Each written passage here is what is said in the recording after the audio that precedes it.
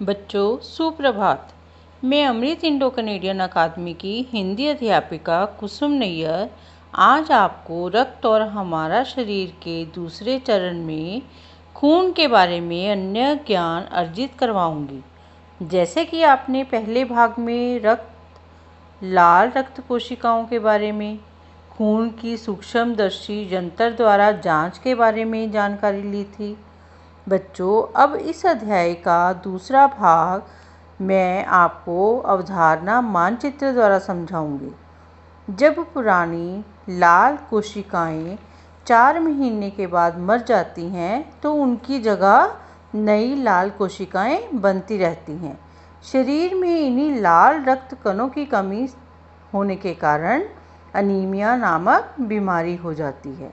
Anaemia में हर हिस्से को ऑक्सीजन नहीं मिल पाती कि जैसे शरीर के हर एक हिस्से के चलने के लिए ऑक्सीजन की ज़रूरत पड़ती है, पर अनीमिया की कमी होने के कारण, खून की कमी होने के कारण वो ऑक्सीजन जो है शरीर के हर एक हिस्से पर नहीं पहुंच सकती। इसलिए हम जल्दी थक जाते हैं और हम अपना काम समय पर पूरा नहीं कर पाते। भूख भी कम लगने लगती है। किसी भी काम में हमारा मन नहीं लगता और अगर पेट में कीड़े हो जाएं तो भी अनीमिया हो जाता है।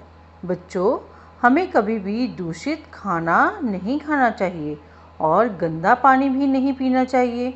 खाना खाने से पहले हमें अच्छी प्रकार हाथ जो हैं साबुन से धोने चाहिए और हमें कभी भी नंगे पैर भी नहीं घूमना चाहिए, क्योंकि कई कीटाणु ऐसे होते हैं जो हमारे पैरों की त्वचा से हमारे शरीर में चले जाते हैं। हमें अपने हाथों को भी बिना धोए बार बार मुंह पर नहीं लगाना चाहिए। पौष्टिक आहार भी लेना चाहिए।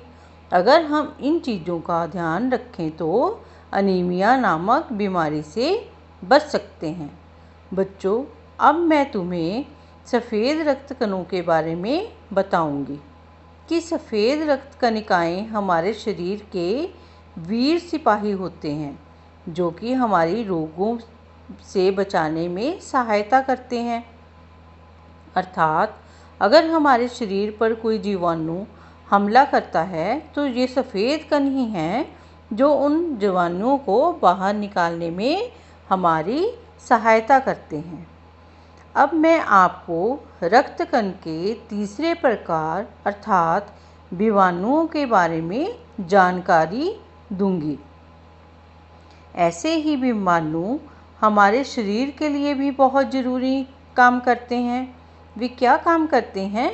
वे हमारे शरीर पर चोट लगने पर जो खून निकलता है उस खून को जमाने में विषाणु ही हमारी सहायता करते हैं। हमारे जख्म को मकड़ी के समान बुनने में हमारी मदद करते हैं। कौन मदद करता है?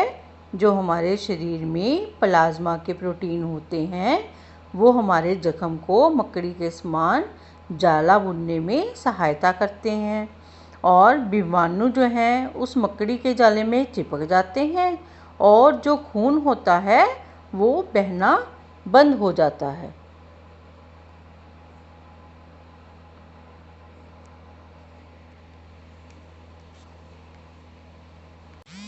बच्चों, कई बार अगर हमारे शरीर से ज़्यादा खून बह जाए तो उस व्यक्ति को उसी के रक्त समूह का खून चढ़ाया जाता है, और यदि उस समय कोई ऐसा समान रक्त समूह का व्यक्ति ना मिले तो ऐसे समय में ब्लड बैंक से आपातकालीन स्थिति में रक्त लिया जा सकता है।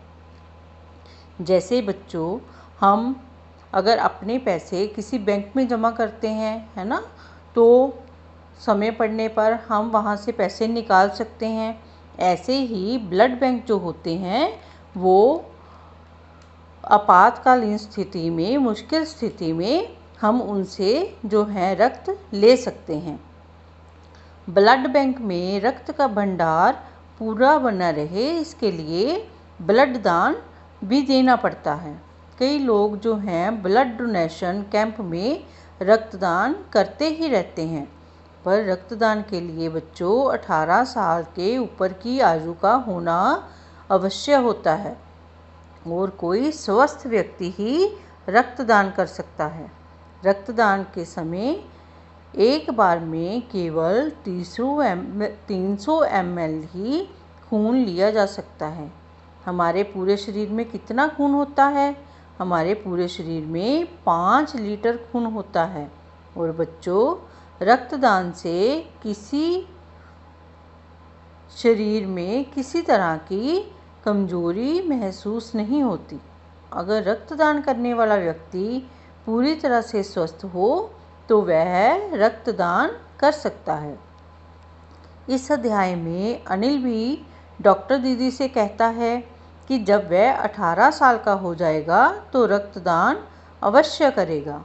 और बच्चों, आप भी बड़े होकर रक्तदान विषय के बारे में अवश्य सोचिए।